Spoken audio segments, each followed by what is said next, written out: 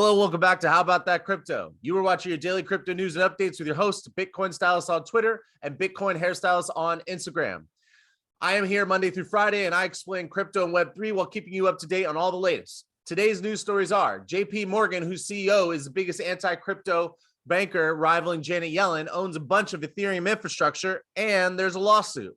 Brave, the decentralized browser, aka Web3 competitor to Google, sounds the alarm on new tracking schemes. Well, they have a solution. Speaking of which, antitrust authorities open a probe into Google and Meta and Facebook colluding to rule the internet.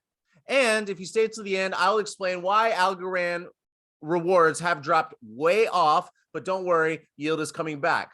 What does this all mean? I will explain it all. But first, if you like the content or you don't like the content, please let me know by leaving a comment below. Please like and subscribe.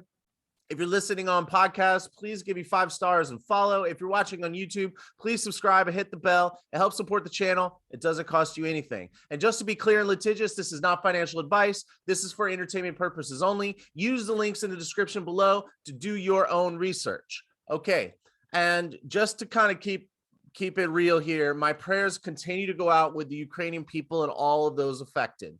And today's news doesn't really have a lot to do or anything at all to do with that, but I just wanted to make sure I said that because I'm still praying for them.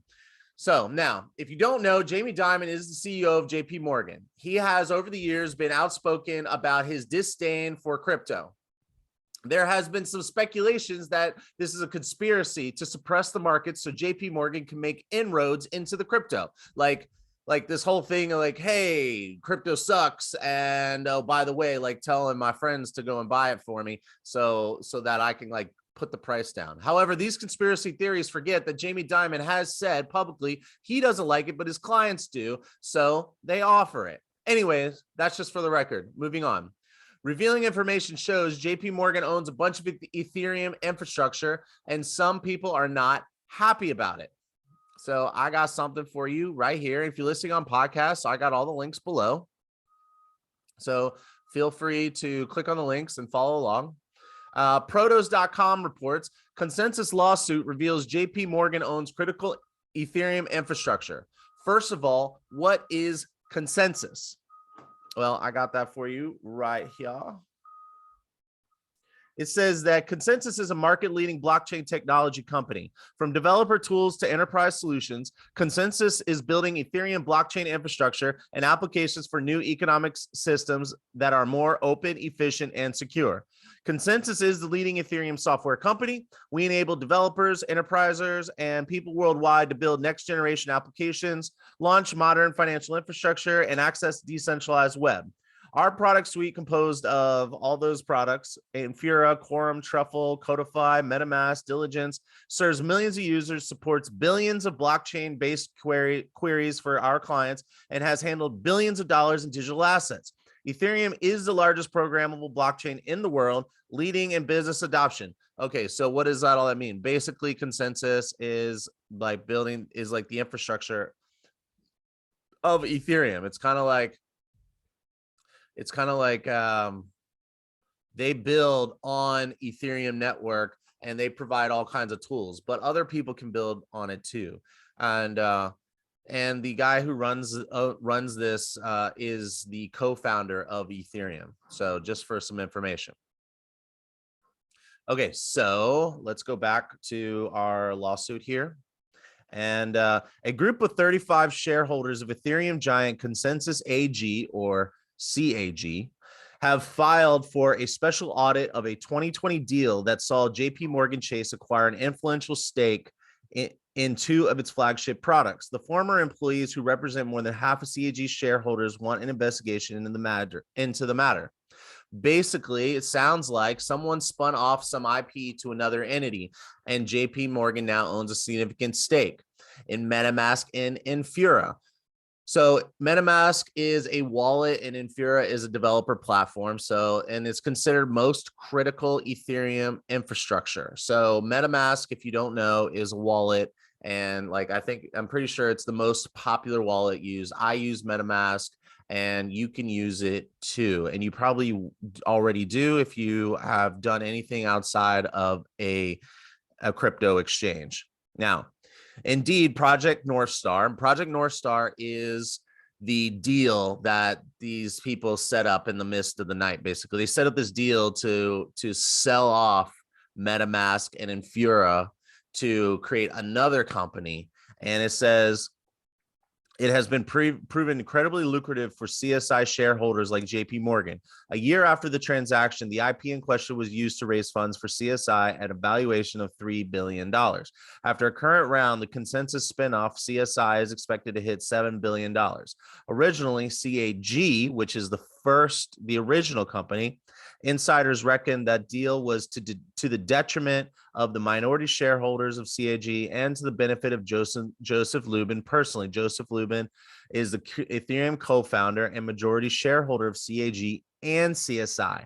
Forbes values Lubin's fortune between $1 billion and $5 billion. The Ethereum infrastructure deal may be valid after ConsenSys directors skip meetings. The former ConsenSys employees are invoking Article of Swiss code. So basically, in Swiss code and some U.S. law, it says that if you don't show up for a meeting, then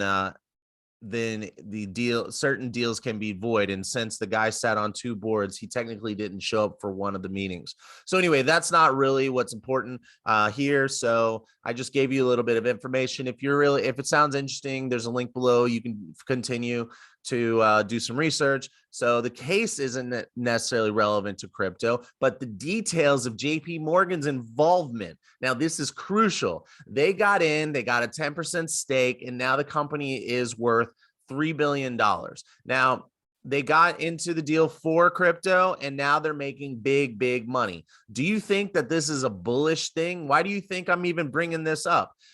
I think it's mainly because a big bank run by an anti-crypto CEO is investing in and reaping massive profits from a crypto company. Do you think that this paves the way for further investment by other banks?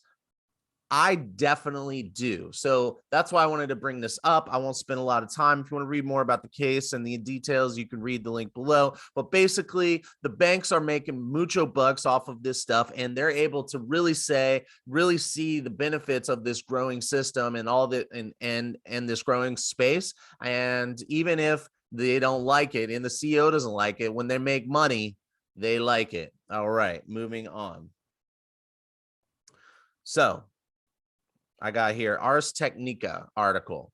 ArsTechnica.com reports Brave takes on the creepy websites that override your privacy settings. Even if you block third-party cookies, bounce trackings can set them anyway until now. So you might feel like, okay, JPMorgan is making a bunch of money, even though the CEO is like, nah, that's whack. And then also the fact that this will probably set up and other CEOs and other bankers and other banks are like, oh, wait a minute, they're making all that money. Maybe I can get in. So I consider that a bullish sign. It's not investment advice, but I do consider that a bullish sign for adoption, and that equals price go up. So that's why I like it. Now, what I'm talking about here is Web3 and not necessarily crypto, but they're integrated and interlocking together. Like Web3, a lot of Web3 runs on crypto networks, but it's also the whole concept of decentralization. So what is a Brave browser? If you don't know, welcome to Web3. You definitely should at least know what this is. You're allowed to keep things to yourself. Just because you are not doing something wrong doesn't mean the government and big tech need to know everything you do. I do not use it all the time, but I can, and I do use it. It's just saying it's a good to know these things so we can make informed decisions. For those of you who appreciate having some privacy and anonymity, this one's for you. You see what I did there? Okay, so let's switch articles. I'm gonna explain what Brave is. Brave, they claim to see the best privacy online, 3 times faster than Chrome, better protection from Google and big tech. So stop being followed online. Brave blocks all creepy ads from every website by default. Online privacy made simple. All the good of ad blocking, incognito windows, private search, even VPN, all in one single click. Search in 60 seconds, quickly import bookmarks, extensions, even save passwords. It's the best of all of your old browser, only safer, and only takes a minute to switch.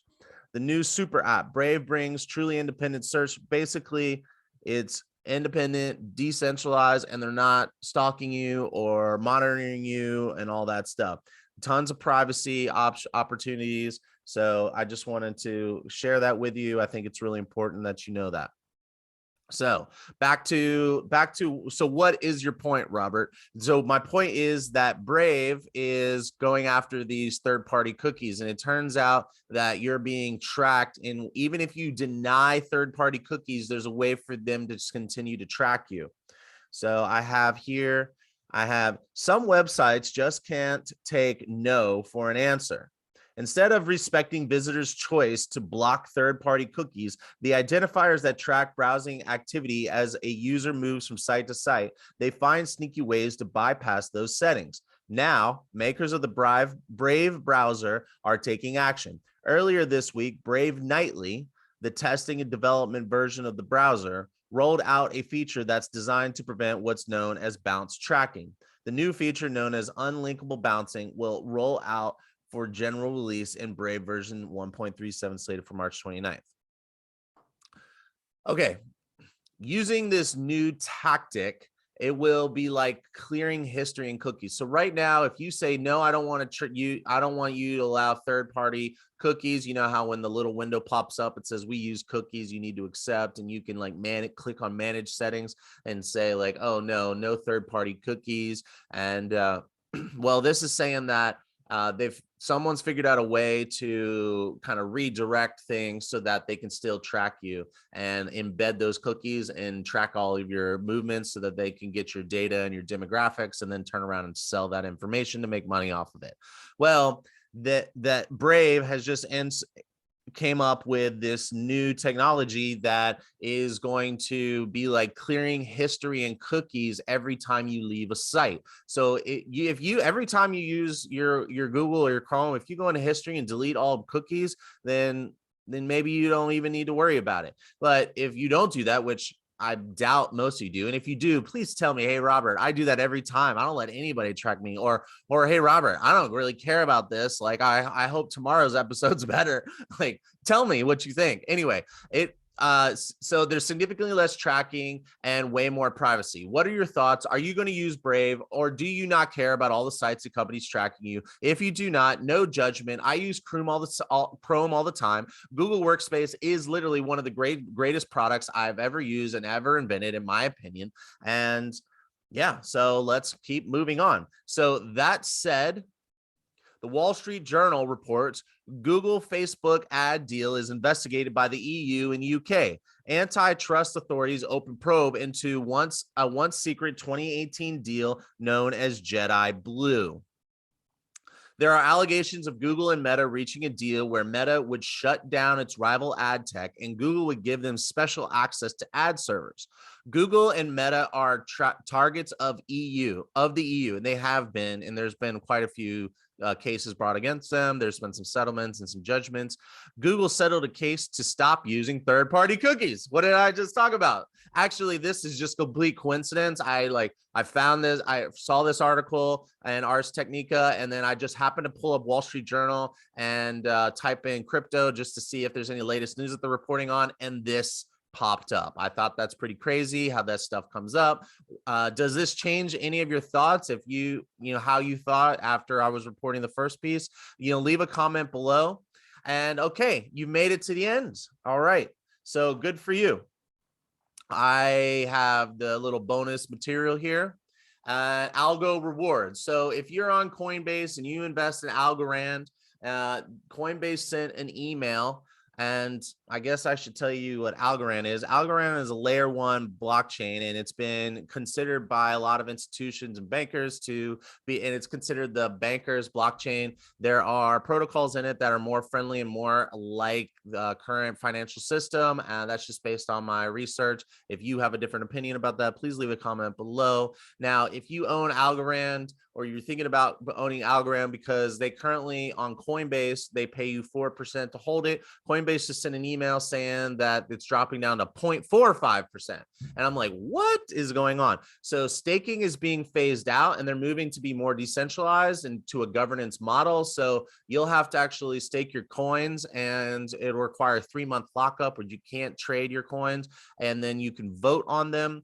And Coinbase said that they'll do it for you, but they just wanted to let you know they'll vote for you and they'll transfer their rewards, but they will take a cut. Obviously, they're performing a service for you. If you want to do it by yourself, there's a link below. You can just read the article, and in the article, there's like another link to like, you know, follow that and figure that information out. It is quite a few steps, but if you do it, let me know. If you've already done it, let me know. If you don't let Coinbase do your staking, you stake on your own, please let me know. I'm very curious. And for all of you saying like, I don't own Algorand, why should I care? And I'm still listening. Well, rewards, they say, will range from 6 to 24%. So what do you think about that? Leave a comment below. Thanks for listening, and please like and subscribe. Please give me 5 stars and follow me. It helps support the channel. It doesn't cost you anything. I want to hear what you think. Have a good day and hodl on.